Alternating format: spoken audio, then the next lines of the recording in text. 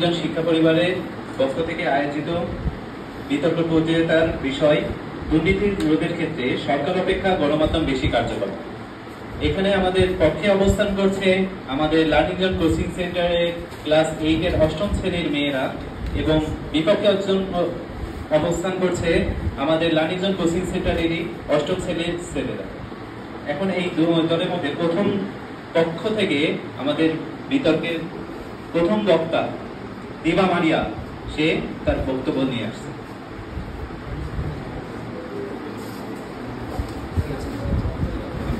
ধন্যবাদ আমাকে বলার সুযোগ করে দেওয়ার জন্য। মাননীয় বিচারক মণ্ডলী, সম্মানিত প্রতিপক্ষ ও উপস্থিত সবাইকে আমার আন্তরিক শুভেচ্ছা ও সালাম জানাচ্ছি। আসসালামু আলাইকুম। আজকের বিতর্কের বিষয় হচ্ছে দুর্নীতি রোধে সরকার অপেক্ষা গণমাধ্যম বেশি কার্যকর এবং আমি এর পক্ষে বক্তব্য রাখছি। একটু প্রচলিত কথা আছে যে হাতে পরীক্ষা নিজের হাতে তো আর নিজের হাতে, এবং যে হাতে আইন থাকে সেটা সত্যের প্রদর্শন করে। অর্থাৎ দুর্নীতি এমন সামাজিক অপরাধ যার জন্য আইন দিয়ে দমন করা কঠিন, কিন্তু যদি এখানে গণমাধ্যমের ব্যবহার করা হয় তাহলে তা সহজে প্রতিরোধ করা যায়। আমরা মানছি যে সরকার আইন তৈরি করে, দপ্তর গঠন করে, কিন্তু সে দপ্তরগুলোতে অনেক সময় দুর্নীতি ঢুকে পড়ে, যা অনেক সময় প্রতিরোধের বিরুদ্ধে চলে যায়। তাই সেখানে দুর্নীতি দমনের চেয়ে দুর্নীতি প্রসারের ক্ষেত্রে উন্মোচিত হয়ে যায়। কারণ অনেক সময় সরকারি কর্মকর্তারা এবং সরকার নিজেই দুর্নীতিকে ধামাতে বাজাবার চেষ্টা করে এবং সেই লুকায়িত সত্যকে গণমাধ্যমে প্রকাশ করে দেয়। এক্ষেত্রে গণমাধ্যম সেই তথ্য সকলের সামনে তুলে ধরে, তাই দুর্নীতি রোধে গণমাধ্যমের সবচেয়ে কার্যকর ও গুরুত্বপূর্ণ ভূমিকা রাখে। বাংলাদেশের মতো তৃতীয় বিশ্বের দেশ যেখানে 2023 সালে জরিপগুলোতে প্রতি বছর প্রায় 190 সদস্য বসবাস করেন। মাননীয় বিচারক মণ্ডলী, এবার তাহলে ভেবে দেখুন বাংলাদেশের মধ্যে এরকম ক্ষুদ্র এবং জনবহুল দেশে কিভাবে সরকার তার আইন মাঠ পর্যায়ে পর্যন্ত পৌঁছে নিয়ে যাবে। সুতরাং এখানে বিষয়টি অনেক ক্ষেত্রে কঠিন হয়ে পড়ে। তাহলে এখন অবশ্যই গণমাধ্যমকে সক্রিয় ভূমিকা রাখতে হবে, যা গণমাধ্যম রাখছে। বাংলাদেশের ইতিহাসে এমন অনেক ঘটনা আছে যা সরকার একা প্রতিহত করতে পারেনি। তার মধ্যে 2013 সালে খুলনা প্রকৌশল ও প্রযুক্তি বিশ্ববিদ্যালয়ে টেন্ডারবাজি ঘটনা উল্লেখযোগ্য। তাছাড়া এমনকি অতি সম্পর্কিত পরিষেবা 2024 সালে ছাত্র জনতা জুলাই বিপ্লব এর খসড়া প্রমাণ। 2010 সালের আরো পর্যন্ত কথা আশা করি আমরা সকলেই জানি। এটা হচ্ছে বিশ্বের একটা উদাহরণ। 2010 সালের 17 ডিসেম্বর পুলিশের এক প্রথম নেতা মোহাম্মদ ওয়াজিদ পুলিশের গুলি তার প্রতিবাদে জনসম্মুখে নিজের গায়ে আগুন ধরে আত্মঘাতী দেন। তাহলে কি এক্ষেত্রে এখানে কি দুর্নীতির প্রসারে সরকার বা তার সঙ্গীটাই নয়? উপরের উদাহরণ থেকে সহজেই বোঝা যাচ্ছে যে গণমাধ্যমটি কতটা সক্রিয়। এখানে শেষ নয়, যেখানে যত দুর্নীতি বিষয়ে ঘটনা ঘটুক না কেন, গণমাধ্যম কার্যকর ভূমিকা পালন করে এবং গণমাধ্যম বা মিডিয়াতে প্রকাশিত তথ্য ও জনতার প্রশ্ন সরকারের উপর চাপ সৃষ্টি করে এবং তখন সরকার সেই দুর্নীতি প্রতিরোধে তৎপর হয়। সম্মিলিত বিচারক মণ্ডলী, 2024 সালে ছাত্র আন্দোলনে দেখা গেছে সরকারের থেকে বিভিন্ন গণমাধ্যম যেমন যমুনা টিভি সবচেয়ে বেশি এবং কার্যকর ভূমিকা রেখেছে। শুধু যমুনা টিভি নয়, বরং বিভিন্ন অনলাইন নিউজ পোর্টাল এগুলো কিন্তু অনেক বেশি সরকার ভূমিকা রেখেছে। শুধু তাই নয়, মজার ব্যাপার হচ্ছে সেখানে সরকার নিজেই দুর্নীতি করেছে এবং দুর্নীতিকে ধামাতে বাজাবার যথেষ্ট চেষ্টা করেছে। কিন্তু কথা আছে না, সত্য কখনো চাপা থাকে না। সুতরাং এই সত্য চাপা থাকে, বরং সরকার হয়তো তার দুর্নীতি তার মতো করে করেছে, কিন্তু গণমাধ্যম তার প্রকাশে যথাযথভাবে সক্রিয় ভূমিকা পালন করেছে। অর্থাৎ সরকার হয়তো দুর্নীতি মাত্র সাথে দিতে পারে, কিন্তু দুর্নীতি চিহ্নিত ও তার প্রকাশের ক্ষেত্রে গণমাধ্যম অনস্বীকার্য অবদান রাখে। সুতরাং এখানে আমি স্পষ্টভাবে সরকার তথা গণমাধ্যমকেই দুর্নীতি প্রতিরোধে বেশি কার্যকর করে সমর্থন জানাবো। আমার দলের প্রথম পক্ষ হিসেবে আমি আমার বক্তব্য এখানে শেষ করছি। সবাইকে আবার ধন্যবাদ। এই মুহূর্তে পক্ষ দলের প্রথম বক্তা বক্তব্য রাখলো। এবার বিপক্ষ দলের প্রথম বক্তা সাইকে আমন্ত্রণ জানাচ্ছি তার প্রথম বক্তব্য রাখার জন্য। মডারেটর এবং উপস্থিত বিচারক মণ্ডলী এবং উপস্থিত আমার সকল শিক্ষার্থী বন্ধুরা, সকলকে জানাই আমার সালাম। আসসালামু আলাইকুম। আজকের বিতর্কের বিষয় দুর্নীতি রোধে সরকার অপেক্ষা গণমাধ্যমের ভূমিকাই সব থেকে বেশি। আমি এবং আমার দল উক্ত বিষয়টির বিপক্ষে অবস্থান করছি। প্রথমে আমাদের বুঝতে হবে দুর্নীতি কি। দুর্নীতি হলো এমন একটি কাজ যে কাজের মাধ্যমে একজন অর্থ ও ক্ষমতা লাভের আশায় অন্যের আর্থিক ও জানমালের ক্ষতি সাধন করে থাকে। এবং গণমাধ্যম হলো তারা যারা বিভিন্ন ধরনের সংবাদ সম্প্রচারণ করে এবং মানুষের মধ্যে তথ্য ছড়িয়ে দেয়। সরকার হলো প্রশাসনিক ক্ষমতাযুক্ত এবং দুর্নীতি দমনে সরকারের মুখ্য ভূমিকা পালন করে এবং ভবিষ্যতেও পালন করবে, কারণ প্রশাসনিক ক্ষমতার অধিকারী একমাত্র সরকার নিজেই। আমাদের সিদ্ধান্ত দুর্নীতি রোধে গণমাধ্যম অপেক্ষা সরকারের ভূমিকাই সব থেকে বেশি। ইতিহাস বলছে জুলাই বিপ্লব হোক, 90-এর আন্দোলন হোক, মিডিয়া জনমত তৈরি করেছে, কিন্তু পরিবর্তন এসেছে সরকারি ও সাংবিধানিক নিয়ম অনুযায়ী। মিডিয়া আলো দেখায়, কিন্তু আইন প্রয়োগ, তদন্ত, শাস্তি আর কাঠামো সংস্কার এসব কিছুর চাবি সরকারের হাতেই। আমরা প্রতিপক্ষ দলের সাথে একমত যে দুর্নীতিমুক্ত দেশ চাই আমরা সবাই, কিন্তু এই স্বপ্ন আর বাস্তবতার মধ্যে একটি পার্থক্য আছে, সেটি হচ্ছে সরকার। কিন্তু মিডিয়া যতই আলো দেখাক না কেন, এই পার্থক্য না থাকলে গন্তব্যে পৌঁছানো যায় না। তাই আজ আমরা বলবো মিডিয়ার ভূমিকা গুরুত্বপূর্ণ, কিন্তু চূড়ান্ত ক্ষমতা ও কার্যকারিতার আসন একমাত্র সরকারের হাতে এবং এটি দুর্নীতি রোধের একমাত্র টেকসই উপায়। আমরা গণমাধ্যমকে আপনাদের শত্রু বলছি না, কিন্তু গণমাধ্যম কখনোই দুর্নীতি রোধ করতে পারে না। যদি আমাদের রাষ্ট্রীয় জীবনকে একটি গাড়ির সাথে তুলনা করা হয়, তবে গণমাধ্যম একটি জিপিএস হলেও তার নির্দিষ্ট গন্তব্যে পৌঁছানোর জন্য যে ড্রাইভার প্রয়োজন সেটি ঠিকই ওই সরকার। গণমাধ্যম কখনোই সরকারের মতো প্রশাসনিক ক্ষমতাধর নয়। এজন্য দুর্নীতি রোধের ক্ষেত্রে গণমাধ্যমের ভূমিকা পাওয়া বড় দুষ্কর, কারণ প্রশাসনিক বল না থাকলে দুর্নীতি দমন করা অসম্ভব, দুর্নীতি দমন করা অসম্ভব। আমরা যদি ভালো করে লক্ষ্য করি তাহলে খুঁজে পাবো যে বর্তমানে গণমাধ্যম নিজেই দুর্নীতিগ্রস্ত। গণমাধ্যমের দুর্নীতি রোধে 20 দফা সুপারিশ করা হয়েছে উপদেষ্টাদের কাছে। তথ্যসূত্র প্রথম আলো। জুলাই অভ্যুত্থানের সময় যখন ছাত্র জনতা কঠিন আন্দোলন করছিল, সেই সময় এই গণমাধ্যম যেমন বিটিভি তারা কৃষিকাজের সংবাদই বেশি সম্প্রচার করছিল। তখন তো আমাদের এই দুর্নীতির বিরুদ্ধে তারা কোনো কাজই করেনি। এবং এই বলে আমি আমার বক্তব্য শেষ করছি। ধন্যবাদ মাননীয় মডারেটরকে আমাকে সংক্ষিপ্ত বক্তব্য রাখার সুযোগ করে দেওয়ার জন্য।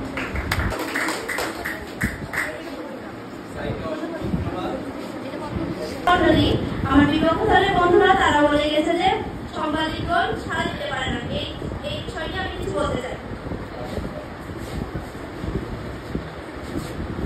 সাথে যাওয়ার আগে তথ্য জানতে হবে। সমস্ত উন্মেচনের কাজটা করা মাধ্যমিক, আর সেটা না হলে শাস্তির প্রশ্নই আসে না। গণমাধ্যম চাপ তৈরি করে, প্রমাণ দেয়, জনমত করে, যার কারণে সরকার বাধ্য হয় বিচার করতে। তাই কার্যকারিতা প্রথম ধাপেই গণমাধ্যম। মাননীয় বিচারক, আমি আরো বলতে চাই, আমার বক্তব্য শুরু করছি। মাননীয় বিচারক মন্ডলী, বিশ্ব ব্যাংকের 2023 সালের রিপোর্ট বলছে বাংলাদেশের দুর্নীতি দমন সরকারের গণমাধ্যম বেশি কার্যকর, যেখানে গণমাধ্যমের রেটিং 7.2 আর বিভিন্ন সরকারি সংস্থার রেটিং 4.8। মাননীয় বিচারক, শুধু এটাই না, আবার টিআইবি 2022 সালের তথ্য অনুযায়ী গত 5 বছরে 68% উচ্চ পদস্থ দুর্নীতির মামলা শুরু হয় গণমাধ্যমের রিপোর্ট থেকে, কিন্তু দুদক নিজস্ব তদন্ত মামলা করেছে 23%। এখন আমার প্রশ্ন হচ্ছে, সরকার যদি এতই কার্যকর বা এতই সক্ষম হয়, তাহলে কেন তারা মিডিয়া ইনস্টিং অপারেশনের উপর এত নির্ভরশীল? তারা বলে মিডিয়াকে আদালত প্রযুক্তি যেতে দিন, কিন্তু যখন 2023 সালে তাদের দলে দুর্নীতির খবর প্রকাশ হয়, তখন তারা বলে এটি রাজনৈতিক ষড়যন্ত্র। আবার একই বছরের মার্চের মাসে যখন তাদের বিপক্ষ দলের থেকে এটি হয়, তারা বলে তাকে এখনই গ্রেফতার করতে। আমি বলতে চাই, তাদের আইনের শাসন কি আমরা রাজনৈতিক পরিচয়ের সাথে পরিবর্তন হয়? মাননীয় বিচারক মন্ডলী, তারা অভিযোগ করেন মিডিয়া প্রচুর নেতিবাচক খবর প্রকাশ করে, কিন্তু 2023 বিবিএস জরিপ করে বলে বাংলাদেশ 72% নাগরিক মনে করেন মিডিয়া নেতিবাচকের কারণ হলো সরকারি সংস্থার ব্যর্থতা। যদি হাসপাতালে রোগী মারা হয়, তখন কি আপনারা বলবেন সংবাদ মাধ্যম মৃত্যুর খবর বন্ধ করতে, নাকি বলবেন হাসপাতালের ব্যবস্থাপনা ঠিক করতে? আপনারা কি করে সরকারের পক্ষে কথা বলেন? আপনারা যদি সরকারের পক্ষে কথা বলার আগে সরকারের পক্ষে যুক্তি আনতে হলে গণমাধ্যমের খবরই সর্বপ্রথম প্রয়োজন। আচ্ছা, আপনারা যে এইসব তথ্য আছে, এইসব তথ্য কোথা থেকে সংগ্রহ করছেন? নিশ্চয়ই সরকার আপনাদের এইসব তথ্য সংগ্রহ করে দিচ্ছে না। এখানে আমি আমার বক্তব্য শেষ করছি। অবশেষে বলতে চাই, দুর্নীতি দমনে সরকার থেকে গণমাধ্যম বেশি কার্যকর। সরকার সত্যকে থামাতে হবে এবং গণমাধ্যম সত্যকে আরো সামনে নিয়ে আসে।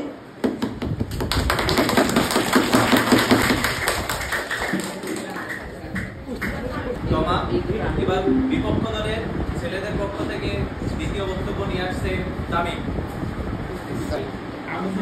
ধন্যবাদ। যেখানে আইন দুর্বল সেখানে দুর্নীতি শক্তিশালী।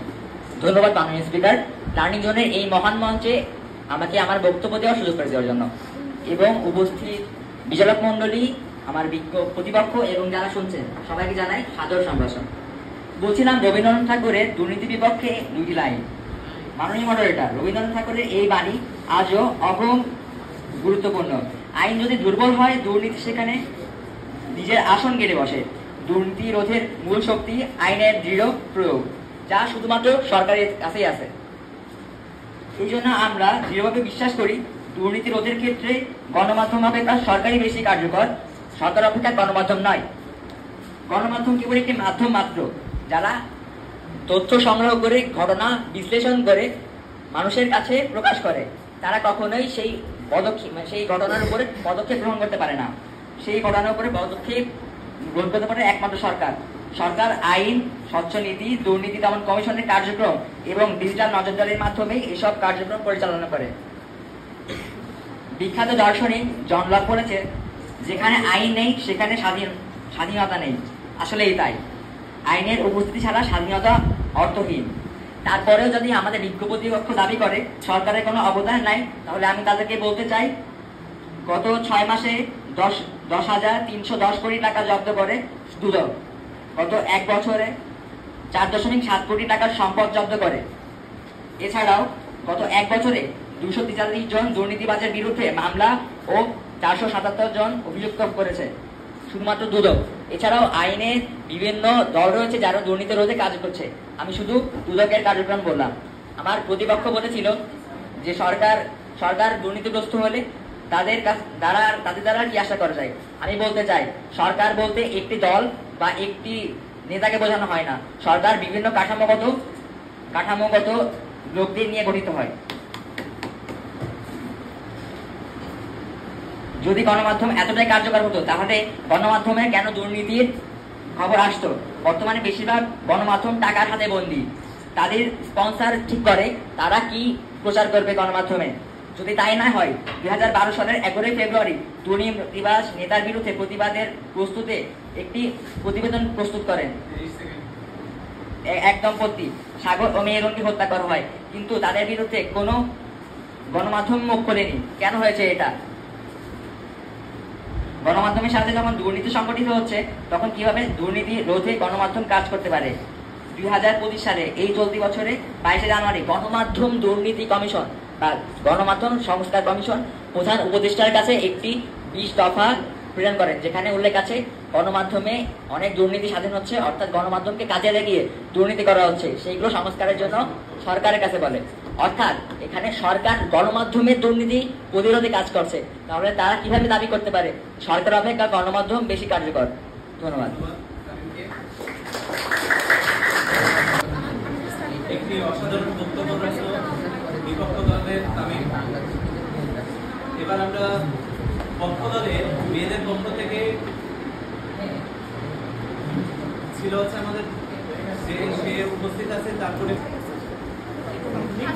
আমাকে আবার বলার সুযোগ দেওয়ার জন্য। কথা থেকে রাখলে আগুন সত্য চাপা দিলে ধোয়া হয়, যে ধোয়া উঠে জানা আকাশে সে খবর পৌঁছায় জনতার পাশে। আশা করি এই কথার অর্থ আপনারা বুঝতে পেরেছেন, এমনকি আমি এখানে আরো বেশি স্বচ্ছ করে দিচ্ছি।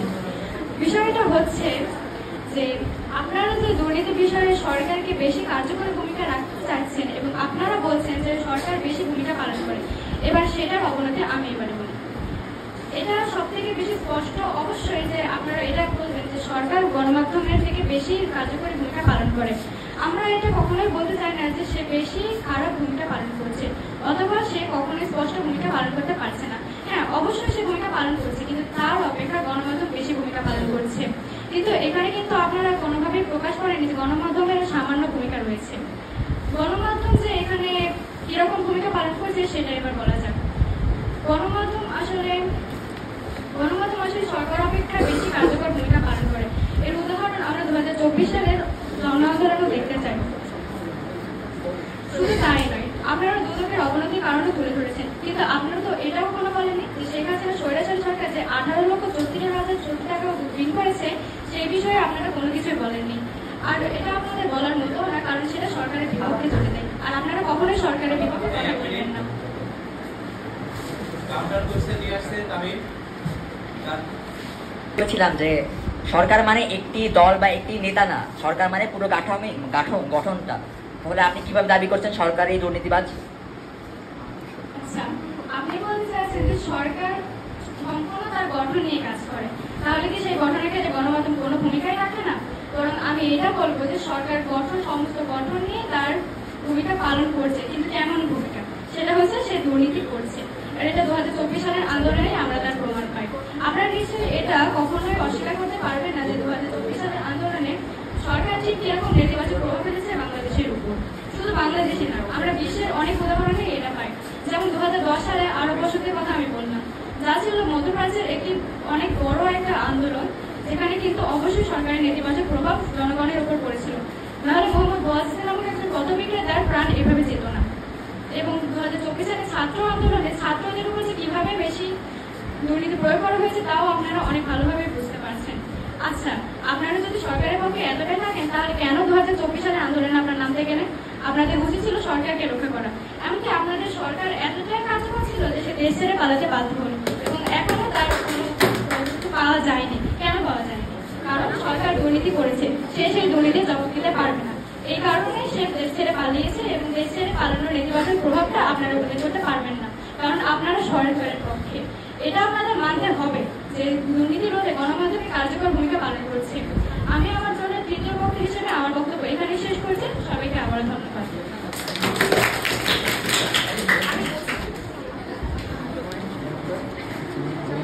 ধন্যবাদ দীপামানিয়াকে আপনারা পক্ষ থেকে দ্বিতীয় বক্তা হিসেবে বক্তব্য রাখার জন্য। উনি আসছে দ্বিতীয় বক্তা হিসেবে তাসরিফ। প্রসঙ্গ যখন দুর্নীতিরও তখন সরকারের ভূমিকায় শ্রেয়। সম্মানিত সভাপতি, সম্মানিত মডারেটর এবং বিপক্ষ দলের বন্ধুরা এবং শিক্ষার্থীরা, সবাইকে সালাম জানিয়ে আমি আমার বক্তব্য শুরু করছি। গণমাধ্যম বলে আইন মানো, দুর্নীতি রোধ করো। যখন এটা বলেই তখন গণমাধ্যমের উদাহরণ দিয়েই আমাদেরকে প্রমাণ করতে হবে যে দুর্নীতি রোধে সরকারের ভূমিকায় শ্রেয়। শুরুতেই বলতে চাই যে বিপক্ষ দলের বক্তা বলেছেন যে তাহলে কি মাঠ পর্যায়ে গণমাধ্যম কিভাবে দুর্নীতি রোধ করবে, মানে সরকার মাঠ পর্যায়ে কিভাবে দুর্নীতি রোধ করবে। তাহলে আমি আমাদের সংবিধানের 4র্থ বিভাগ অর্থাৎ নির্বাহী বিভাগের 3য় পরিচ্ছেদে স্থানীয় শাসনের বিষয়টি বলতে চাই। তাহলে আমাদের ইউএনও, আমাদের পুলিশ, এদের কোনো কাজই থাকে না এই ভূমিকা না নিরসনের। কারণ যেখানে আমাদের ইউএনও দ্বারা বিভিন্ন উপজেলার বিভিন্ন মাঠ পর্যায়ে দুর্নীতি রোধ করা হচ্ছে, সেখানে কিভাবে তারা বলে যেখানে গণমাধ্যম দুর্নীতি রোধ করে, এটা আমাদের আসলেই জানা নেই।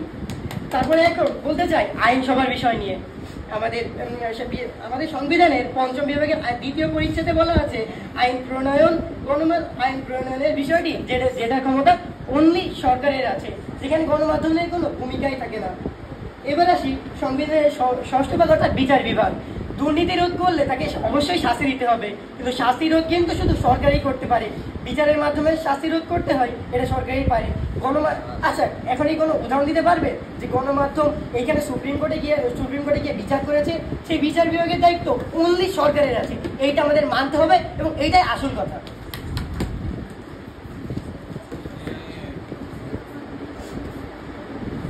তারপরে এবার বলি আমাদের প্রথম পক্ষ দলের প্রথম বক্তার কথা, যার কাজ ছিল শুধু সংজ্ঞায়ন, কিন্তু সে কি করে গেছেন, সে আমাদের উদাহরণের মাধ্যমে যুক্তিতর্ক দিয়ে প্রমাণ করে গেছেন। সেটা আমাদের কখনোই আশাতীত ছিল না। এবার বলতে চাই, তাদেরকে স্মরণ করিয়ে দিতে চাই, বাংলাদেশে শুধু গণমাধ্যম ছাড়াও বিভিন্ন ধরনের গোয়েন্দা সংস্থা আছে, যেমন MSI, DGFI, SB। আশা করি তাদের প্রথম প্রশ্নের উত্তর তারা পেয়ে গিয়েছে। এবার বলতে চাই দুদকের কথা নিয়ে, যেটা স্বচ্ছতা আন্তর্জাতিক সূচকের গবেষণা অনুযায়ী বলা যায় কর্মক্ষম প্রতিষ্ঠান যা সরকার অধীনস্থ, সে সকল প্রতিষ্ঠানে দুর্নীতি প্রতিরোধের ক্ষমতা বেশি। যেমন দুদকের হটলাইন, এর থেকে বাংলাদেশের একটি নাম করা প্রতিষ্ঠান দুদক, যে মাঠ পর্যায়ে বিভিন্ন ধরনের দুর্নীতি নিরসনে কাজ করে থাকে। যে তার প্রমাণ হলো দুদকের অভিযোগ হটলাইন চালু হওয়ার পর থেকে ৭৫,০০০ কল এসেছিল, এখনো পর্যন্ত ৪.২ মিলিয়ন কল এসেছে। এটি 2019 সালে ২১,৩৩৩ অভিযোগ ৭১ থেকে অভিযোগের পর থেকে ৩৬৩টি মামলা, 2020 সালে 18,৪৭৯টি অভিযোগ থেকে ৩৪৮টি মামলা, 2021 সালে 14,789টি এর মধ্যে থেকে 347টি মামলা করা হয় শুধুমাত্র intestOpen.com। এরপরে আবার বলতে চাই গণমাধ্যম যে সীমাবদ্ধ সেটা 2019 সালে হংকংয়ে গণ আন্দোলন থেকে যেটা চীনের মূল ভূখণ্ডে প্রচার করতে দেওয়া হয়নি। এই বলেই আমি আমার বক্তব্য শেষ করছি। ধন্যবাদ।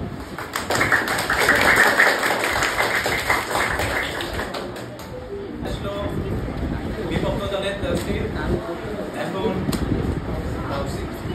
বিপক্ষ দলের তাফসীরের কাছ থেকে আমরা অসাধারণ বক্তব্য পেলাম এবং পক্ষ দলে আমরা আবার ফিরে যাচ্ছি পক্ষ দলের সর্বশেষ এবং পক্ষ দলের দলনেতা রুকনাকে আমন্ত্রণ জানাচ্ছি তার সর্বশেষ বক্তব্য রাখার জন্য। মাননীয় বিচারক মণ্ডলী, এই যখন আজকের বর্তমান প্রেক্ষাপটকে জানিয়ে বিতর্কের বিষয় দুর্নীতি রোধে সরকার অপেক্ষা গণমাধ্যম বেশি কার্যকর, আমার এর পক্ষে অবস্থান করছি। মাননীয় বিচারক মণ্ডলী, সরকারের কাজ তথ্য চাপা দেওয়া আর গণমাধ্যমের কাজ হচ্ছে সেই তথ্য গণমাধ্যমের কাছে নিয়ে এসে দেওয়া। কারণ সরকার কখনোই চায় না নিজের দুর্নীতিকে জনগণের কাছে জানাতে, তাই নয় কি মাননীয় বিচারক মণ্ডলী? ঠিক এই কারণে মাননীয় বিচারক মণ্ডলী জুলাই বিপ্লবের 2024 সালে যেটা ঘটেছিল সেটা আমাদের সবারই স্মরণে আছে। সেখানে দুর্নীতিতে চুরি হতে সরকার গণমাধ্যমকে বন্ধ করে দিয়েছিল। কারণ এর মাধ্যমে আমরা বলতে পারি না কি সরকার গণমাধ্যমকে ভয় করে। তারা বলছে যে সরকার কখনো শাস্তি দিতে পারে না। শাস্তি দেওয়ার প্রথম স্তরেই আসে কি? আসে হচ্ছে যে দুর্নীতি করেছে দুর্নীতিবাজকে উল্লেখ করা, কিন্তু দুর্নীতিবাজের উল্লেখ করে না তো কখনোই সরকার, সেটা করে গণমাধ্যম। এই গণমাধ্যমের মাধ্যমে আমরা কিন্তু দুর্নীতিবাজের দুর্নীতি উল্লেখ করতে পারি।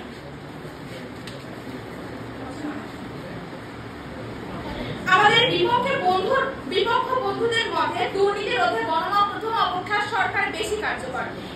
এই প্রেক্ষাপটে যদি আমরা এটা বর্তমান প্রেক্ষাপটে ঘটতো তাহলে আমাদের দেশটি হতো গাছ ছাড়া অক্সিজেন পাওয়ার এক রোমাঞ্চকর ঘটনা। মাননীয় বিচারক মণ্ডলী, আমার দ্বিতীয় বক্তা যে প্রশ্নটা করে গেছে আমি এখনো আপনাদের কাছ থেকে সেই প্রশ্নের উত্তরটা পাইনি। আশা করি প্রশ্নের উত্তর দিয়ে যাবেন।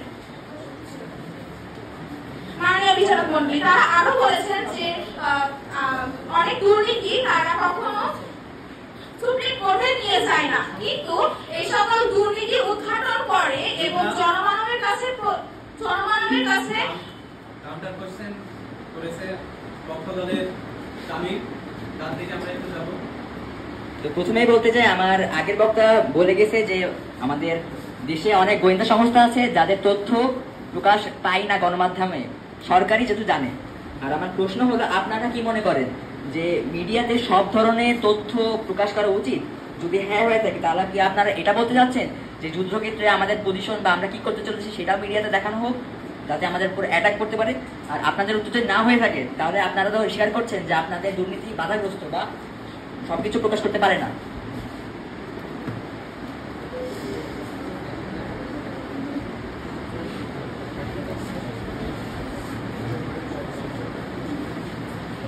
আচ্ছা, আমার বিপরীত পক্ষ বন্ধুরা যে প্রশ্নটা করেছেন আমাদেরকে সেটা হচ্ছে আমরা কি নিজেদের যুদ্ধের কথা গণমাধ্যমের কাছে প্রচার করবো? না, আমরা অবশ্যই যুদ্ধের কথা প্রচার করতে চাচ্ছি না।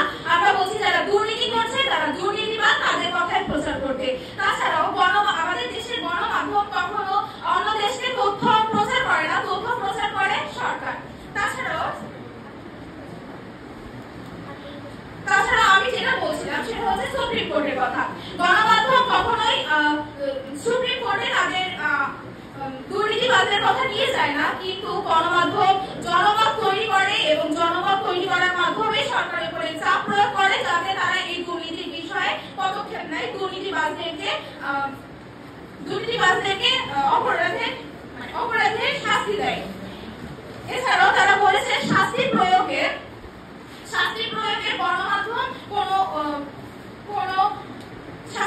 গণমাধ্যম কোনো প্রকার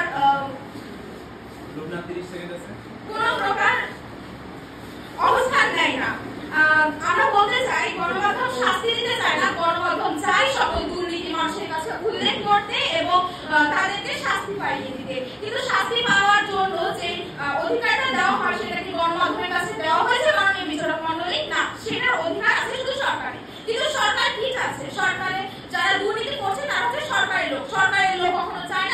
দুর্নীতি গণমাধ্যমের কাছে প্রচার করো। এদিকে আমি একটা কথা বলতে চাই, যেখানে আমার বিপক্ষের বন্ধুরা যদি এত প্রমাণের পরেও বলতে চাই যে গণমাধ্যম বেশি কার্যকর নয়, তাহলে আমরা বলবো একটা কথাই, যে জলে নামিব সাঁতার কাটিব চুল ভিজাইব না, সবই জানিব সবই বুঝিব স্বীকার করিব না। ধন্যবাদ মাননীয় বিচারক মণ্ডলী, ধন্যবাদ সবাইকে।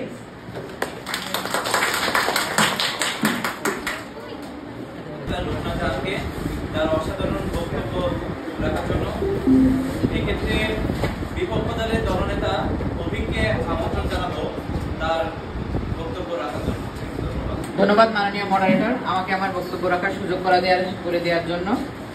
আমরা প্রথমেই তাদেরকে বলেছি যে মিডিয়া কখনো সরকারকে তথ্য দেওয়ার মাধ্যমে যে কোনো দুর্নীতি দমনে সাহায্য করে না। বাংলাদেশের গোয়েন্দা সংস্থা যেমন এমএচআই, ডিজিএফআই, এসবির মতো প্রচুর গোয়েন্দা সংস্থা আছে। অর্থাৎ তাদের কাছে এমনও তথ্য থাকে যেগুলো কখনো মিডিয়া খুঁজেই পায় না। অর্থাৎ অনেক ধরনের তথ্য আছে যেগুলো মানুষের জন্য, নিরাপত্তার জন্য ঝুঁকিপূর্ণ। অনেক তথ্য দাঙ্গা হাঙ্গামা ইত্যাদি সৃষ্টি করতে পারে। এজন্য এই ধরনের তথ্য গোপনেই থেকে যায় এবং কখনো আমাদের মিডিয়ার সামনে প্রচার হয় না। কিন্তু সরকার ঠিকই গোপনে থেকে সব রকমের সমস্যার সমাধান করে। আমি আমার বিপক্ষীয় বন্ধুদের একটা শব্দের সংজ্ঞায়নের একটু ভুল খুঁজে পেয়েছি, সেটা হলো রোধ। আমরা বলেছি, আমাদের বিতর্কের মূল বিষয় ছিল যে দুর্নীতি রোধে সরকার অপেক্ষা মিডিয়া বেশি ভূমিকা রাখে, কিন্তু তারা বলেছে যে দুর্নীতির দমনে। এই দুটোর ভিতরে কিছুটা পার্থক্য রয়েছে। আমরা যখন দমন বোঝাই তখন বিচার ব্যবস্থার মাধ্যমে তাদেরকে সম্পূর্ণরূপে নির্মূল বোঝাই, কিন্তু রোধ করা অর্থাৎ আমরা সেটাকে প্রতিহত করা, যেটা আমরা আমাদের মিডিয়ার মাধ্যমে আমরা কখনোই পাই না, কারণ মিডিয়া নিজেই দুর্নীতিগ্রস্ত। আমরা এবছরেরই 22শে জানুয়ারি যখন দেখতে পাই যে 20 দফা দাবি নিয়ে মিডিয়ার লোকেরাই আমাদের উপদেষ্টা পরিষদের একজনের কাছে গিয়ে বলেছে যে তাদের উপর যেন অ্যাকশন নেওয়া হয়, যেন মিডিয়ার ভিতরের যে দুর্নীতিগুলো রয়েছে সেগুলো কমানো হয়। এবং তারা 36 জুলাইয়ের যে উদাহরণটা দিল, যে 36 জুলাইয়ের সরকার নিজেই দুর্নীতিগ্রস্ত ছিল এবং আমাদের যে মিডিয়ায় সবকিছু করেছে, মিডিয়ার মাধ্যমে আমাদের দুর্নীতিগ্রস্ত সরকার নির্মূল হয়েছে। আমি এখানে একটা বক্তব্য দিতে চাই যে আমরা আগেও বলেছি এবং এখনো বলছি যে আমরা কোনো নির্দিষ্ট সরকার অর্থাৎ আওয়ামী সরকারের পক্ষের না, আমরা সমগ্র সরকার কাঠামোর পক্ষে।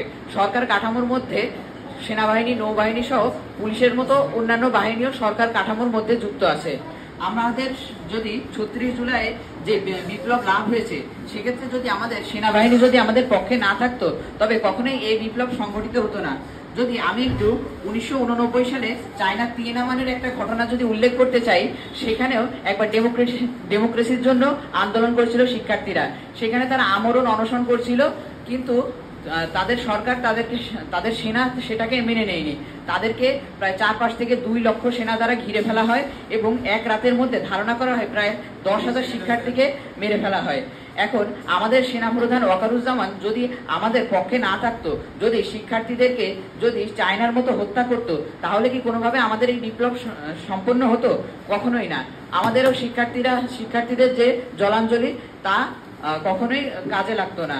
এজন্য আমাদের এটাই মতামত যে সরকার সবসময় দুর্নীতি দমনে কাজে লাগবে, কিন্তু আমরা কোনো নির্দিষ্ট সরকার যেমন আওয়ামী, বিএনপির মতো কোনো দলের সাপোর্ট করি না, বরং আমরা সমগ্র সরকার কাঠামো যেমন সেনাবাহিনী, নৌবাহিনী এবং সরকারের যে দল রয়েছে সকল কিছু সম্মিলিতভাবে সমর্থন করি।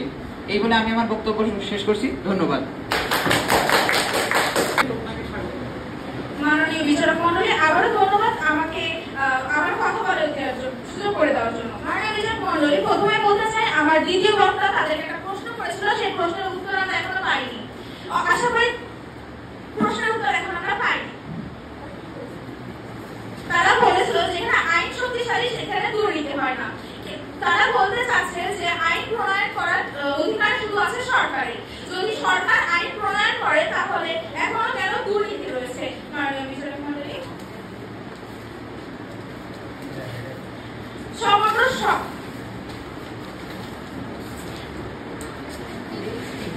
মাননীয় বিচারক মণ্ডলী, আমার বিপরীত পক্ষের বন্ধুরা আবারও বলেছিলেন সঠিক তথ্য দেয় না গণমাধ্যম, কিন্তু আমরা একটা গণমাধ্যমের করতে পারি না। তারা আবারও বলেছেন রাজনৈতিক দলভুক্ত গণমাধ্যম। একটা গণমাধ্যমের একটা রাজনৈতিক দল গণমাধ্যম যদি অন্তর্গত হয় সকল গণমাধ্যম না।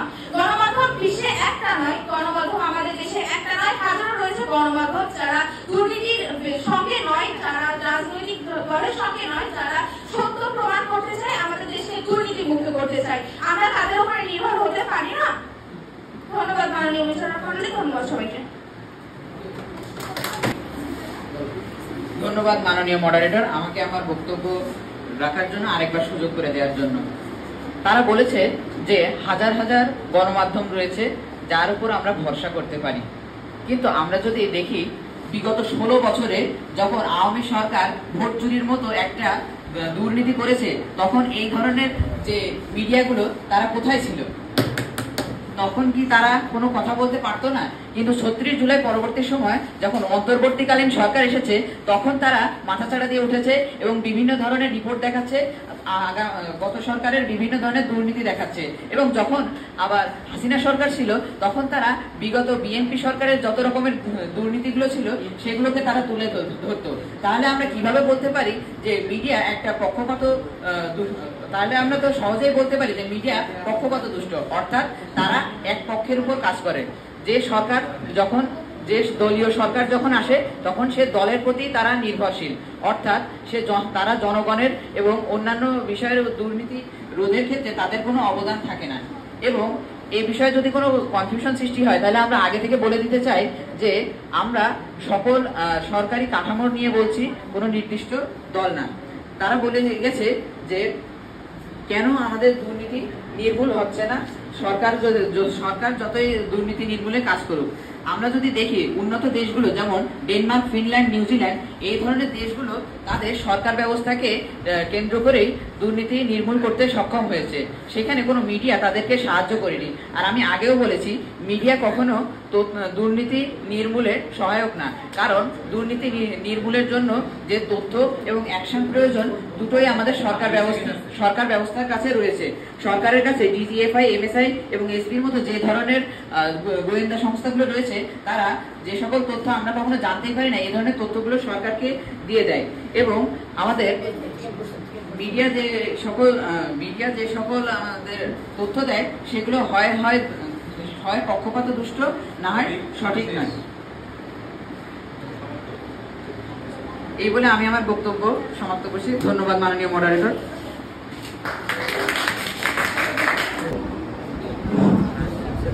সবাইকে আন্তরিক ধন্যবাদ যারা পার্টিসিপেট করেছে এবং যারা এত পেশেন্টলি বিতর্কটা উপভোগ করলো এবং তাদেরকে উৎসাহ দিল। সবাইকে আমি লার্নিং জোন শিক্ষা পরিবারের পক্ষ থেকে আবারও ধন্যবাদ জানাচ্ছি। আমি খুবই খুশি হয়েছি, তোমাদের বিতর্ক অনেক সুন্দর, স্কিল অনেক ভালো। এই জিনিসগুলোকে এগিয়ে নিয়ে যেতে হবে এবং আমি আশা করব তোমরা ডে টু ডে চর্চার মাধ্যমে এই জিনিসটাকে আরো অনেক দূরে এগিয়ে নিয়ে যাবে ইনশাআল্লাহ। এবং এই তোমাদের এই যে বিতর্ক যে স্কিলটা, সেটাকে আরো দারুণ ভাবে গাইডলাইন দেওয়ার জন্য আমাদের লার্নিং জোন সাংস্কৃতিক ক্লাবটা ফর্ম করা হয়েছে। বিতর্ক সহ আরো অনেক যে এক্সট্রা কারিকুলাম অ্যাক্টিভিটিস আছে, সেই কাজগুলোকে আমরা ইনশাআল্লাহ অনেক এগিয়ে নিয়ে যাব এই ক্লাবের মাধ্যমে। তো সবাইকে আবারও ধন্যবাদ জানাচ্ছি এবং আমি আজকের এই অনুষ্ঠানের শুভ সমাপ্তি ঘোষণা করছি। ধন্যবাদ।